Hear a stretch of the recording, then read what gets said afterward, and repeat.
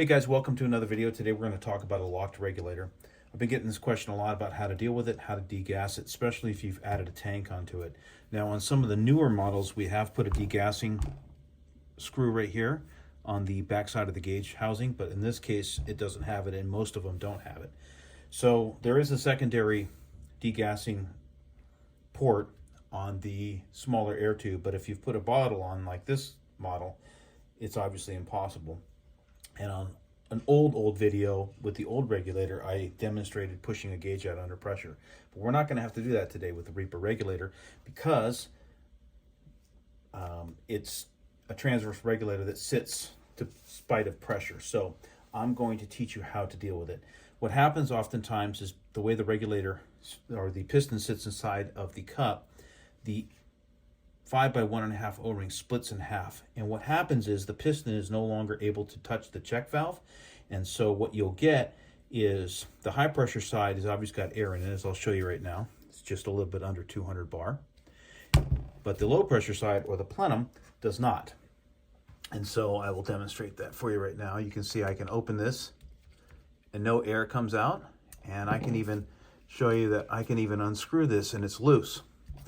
So your regulator is locked. So what I did is I simulated what happens oftentimes when you lose the O-ring. So how do I deal with it? Well, the first thing you're going to do is you're going to take the adjustment screw or the adjustment ring off. Now the reason why you can do that is the transverse regulator works like a check valve. And so the high pressure side and low pressure side currently are blocked from each other. So there's actually no pressure inside of the piston housing at all.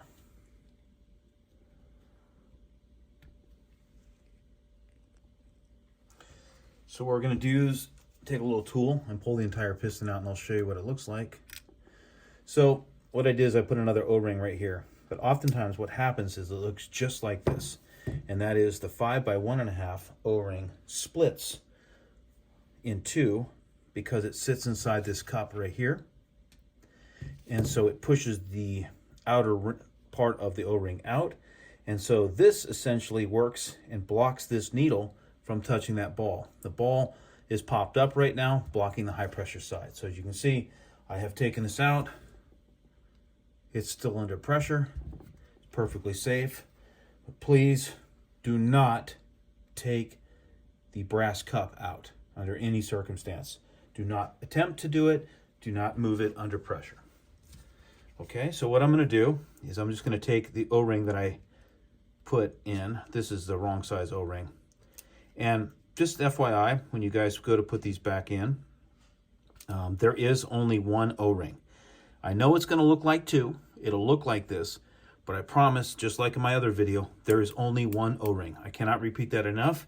I've had a lot of customers that have thought, well, there's two O-rings on here. Well, it's just because they split in half.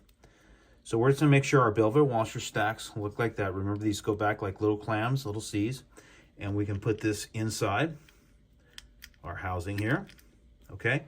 Now, what you're going to do is you're not going to push it down with anything. You're just going to put your adjustment back on, finger tight. And as soon as you meet resistance, you're going to stop. You're going to get your tool or your Niplex pliers, whatever you have. Line it up, and we're going to go really slowly, and I'll be quiet. I won't talk. You can hear the air is going to go into the plenum.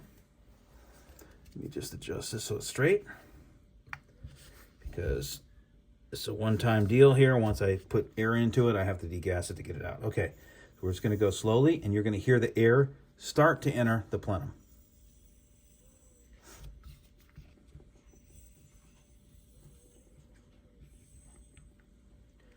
And maybe the mic didn't catch it, but I'll show you that it did go in. Pull a little degassing thing here. You can see. So, all fixed.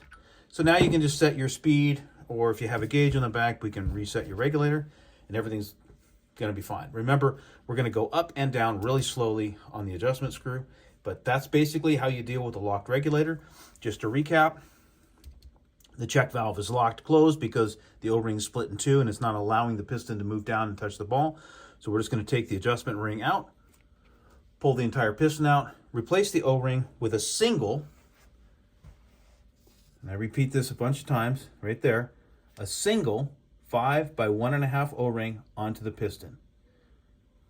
We're going to replace that, close down your adjustment ring slowly, and everything will be right back where it was. All right, I hope this helps, and thanks for watching. See you on the next video.